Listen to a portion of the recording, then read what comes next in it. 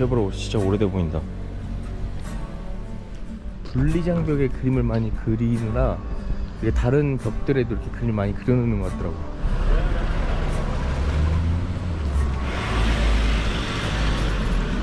여기 뭐 하는 데지?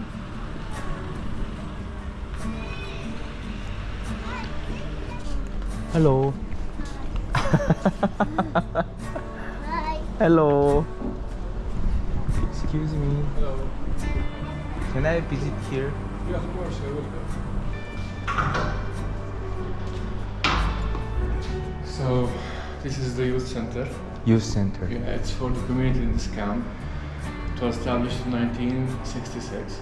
Here we also receive volunteers from different parts of the world. They can come here to teach anything that they are excellent at for the youth, the children of the camp as well. Really? For example, if you are excellent at the piano, you can come and teach the piano. So this is how we receive it. Also here we give such kind of tours in the camp.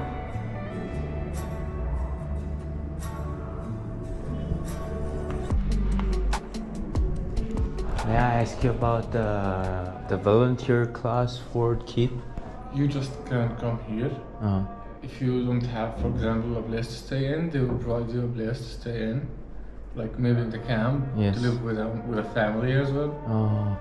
And just like you can come here and give what you have. And from over here it's easy to collect the children, the youth, because they have no space except here. The gymnastic. Oh. It's like movement with the body, Oh. and which is kind of sport. Also there are volunteers who give piano lessons, volunteers who give language lessons. You can actually teach Korean here, teach English, French, or anything. Anything. Yes, anything that you are good at, you just can come here, and you have a lot of people, a lot of children, youth, old people as well if you want. And you have to know one important thing, that the conflict here, that it's clear, it's not about religious conflict at all. So they are trying to spread it as a conflict of religious. It's not. This is land theft, settler colonialism, occupation, and oppression. So this is the case of Palestine. It's not for religion. It's not for religion at all. So maybe they are saying to the world that they hate us because we are Jewish. I mean, we wish they were Jewish. They are not Jewish at all. So if you read their Bible, their sacred book as well, the Old Testament, you'll see that they're not allowed to steal, they're not allowed to kill, they're not allowed to oppress other people, but yet they are doing all of this stuff. So they are not Jewish. So what we are facing is a Zionist movement. This movement is about the colonialism and settler colonialism, where they come and they steal the land. This movement was established in 1889, and they decided to have a homeland for all the Jewish. So they said, okay, we have to go to Argentina, Uganda, and one of these suggestions was Palestine, which is our land. So from that time they started encouraging them to settle down and visit Palestine, and back then the Palestinians welcomed them, and it was the only country in the whole world who welcomed them, by the way. So the Palestinians taught them how to deal with the farm stuff, with the land, because they came from Europe and didn't know anything about this stuff. But later on, this kind of conflict developed when they started coming in a huge number, in illegal ways, because also the Palestinians learned about something called Balfour Promise. Yes. Okay, I'm gonna give this land for the Jewish. How come? It's not your own land. How come it is treated as your own land, where there are people here? That Palestine is a land without people, for people without land. Have you heard about this statement? Yes. So in 1947, the British mandate decided to leave Palestine in the hand of the UN. Do you know what's the UN? Yes, United Nations. No, it's United Nothing. So, because they are responsible about the situation here, and they also left us 80,000 soldiers in 1948. Citizens of Palestine, they started attacking them. They almost destroyed and burned down 500 villages and cities. They expelled 1 million Palestinians, around 1 million Palestinians. 25,000 Palestinians were killed during this war. Have you heard about Deir Yassin? A village called Deir Yassin. It's next to us, it's in Jerusalem. That they admit about the genocide that they have done in these villages, the Israeli. They killed women, children, old people. So they only left a few people alive. You can just check that in Google and the book, historian book. They left a few people alive to spread the message, the fear to the other villages, the other neighborhoods that they are killing, destroying, so it's better to leave before they reach you. So from that time, the Palestinians ran away to 5 main places. Gaza Strip, this small place, the West Bank, Jordan, Syria and Lebanon. So these are the 5 main places where the Palestinians went there as refugees. And of course they went there for just a safe and short period of time. They thought this war will be like 2 days, like 3 days, 1 week maximum. But unfortunately, like, we have been here waiting to return, waiting to have human rights for more than 74 years. So that's why when the Palestinians left their houses, the only thing that they got was the key. The key of their doors. So when you go to the entrance of the camp, you'll see the biggest key in the world. Yes, Yeah, that. which is made by the people in this camp as a kind of representation of the return. That's the meaning of the key in here. Because they didn't take their food, their money, nothing except the key. So from that day, the Palestinians woke up with a new reality in here. We are in one of the camps, one of 33 camps as well. And of course, when I say camps, it comes to the mind shelters, tents. But when you go around, you look around, you will not see any kind of shelters or tents. It's more permanent buildings like European city. So why is that? After 3 years, these camps were established. After 3 years of the Nakba. From that time, the Palestinians started gathering in these areas because they provided them with shelters, tents, and some basic foods, because many people actually in that time died of hunger and cold. So from that time, we called them camps, and from that time till now, we still believe that these camps are just temporary until we go back to our homelands.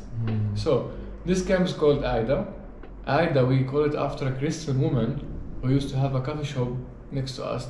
When the refugees came from Jerusalem, she allowed them to settle down in her coffee shop for 3 months.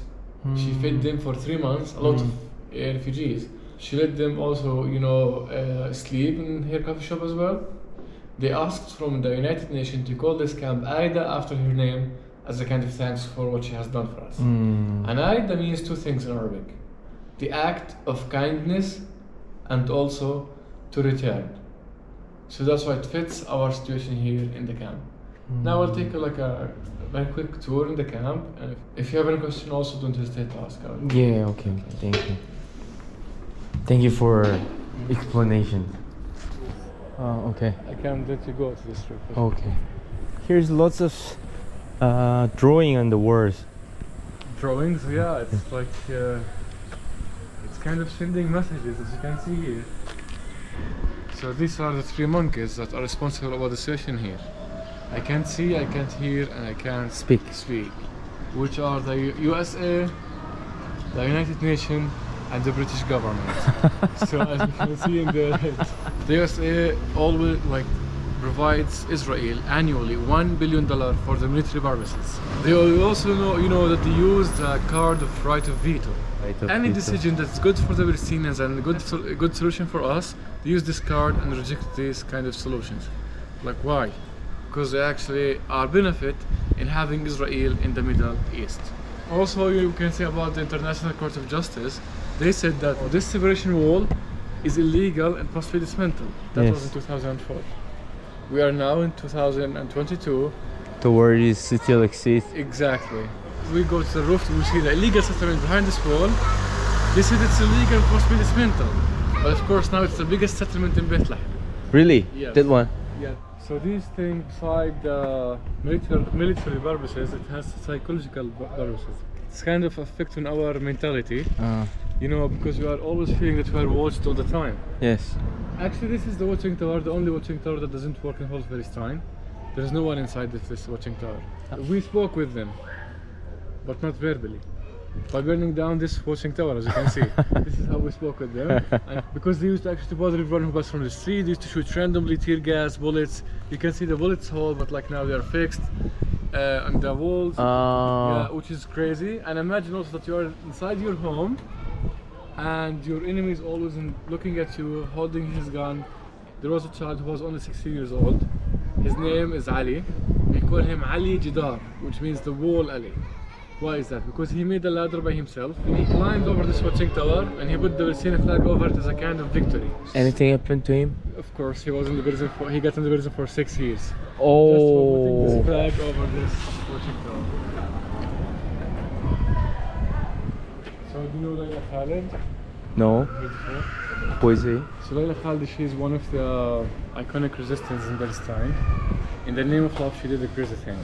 She was the only woman and the first woman in the whole world that she hijacked an airplane. She kidnapped an airplane full of Israeli and she exchanged them with 1,000 Palestinian prisoners, and one of them was her fiancé. And what happened to her? So she succeeded in the first time, hijacking the airplanes. Yes. So she did it again. She did it again. Yeah, but in the second time she failed because the plane that she hijacked was full of Israeli soldiers. Ah. So all of her group were killed. And by the way, her group was from Japan. Freedom fighters from Japan. Yes. After that, actually, she was sent to the prison for 5 years in London. And after another exchange of prisoners, they sent her to Jordan. And now she lives in Jordan. She got married with her fiance, but she lives in kind of isolation because no one is allowed to go to her. She's not allowed to go anywhere. But yet she's still alive in Jordan. Here you can see this huge building, which is a school, and here we are in the middle of the camp, by the way. And here's the school. The church is exactly behind the school. Church. Yeah, and the mosque is in here. So here you can hear the adhan of the mosque and the rings of the church at the same time. Like in every part of Palestine, you will see like a church, a mosque, church, a mosque. So why is that? Because we used always to live in harmony and coexistence with everyone. So here actually there are the Christians, the Muslims, the atheists, but yet we managed to live as a one big community and as a one big family. And actually we don't pay attention for our religious or our backgrounds, because what we are looking for is just to live peacefully with all the people around us.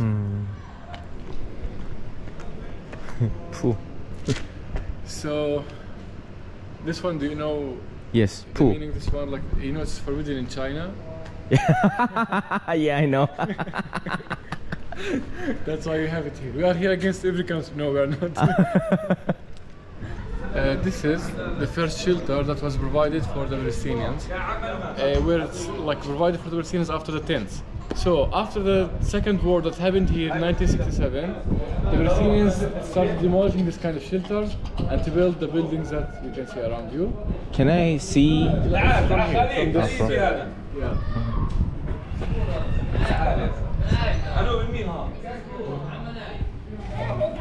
Salam. Good. How are you? Good. How are you? هاي. بس انا مش عنده شلون زيك. انت كوري؟ كنت كوري. أنا كوري. تاكل باجان دون. تاكل نودلز. They were asking you if you eat noodles. Eat those. Whoa.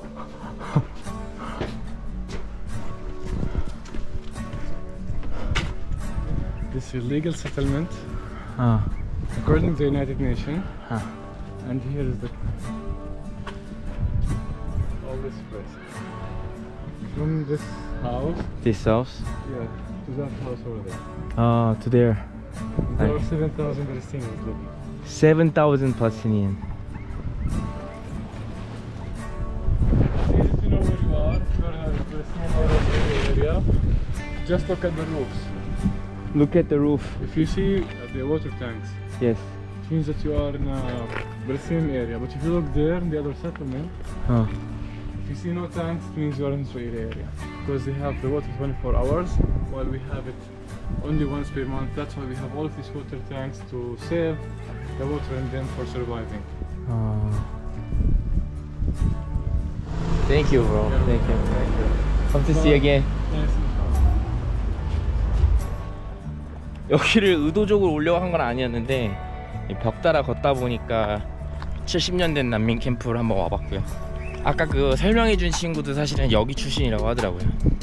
자기 할머니 할아버지가 예루살렘에 쫓겨나서 어머니 아버지가 어렸을 때 일로 왔고 자기는 여기서 태어났고, 오늘은 뭐 그냥 단순하게 베들레헴 노는 것만 보여드리려고 그랬는데 어쩌다 보니 또 이거 여기에 빠져가지고 또 계속 듣다 보니까 아무튼 그렇습니다.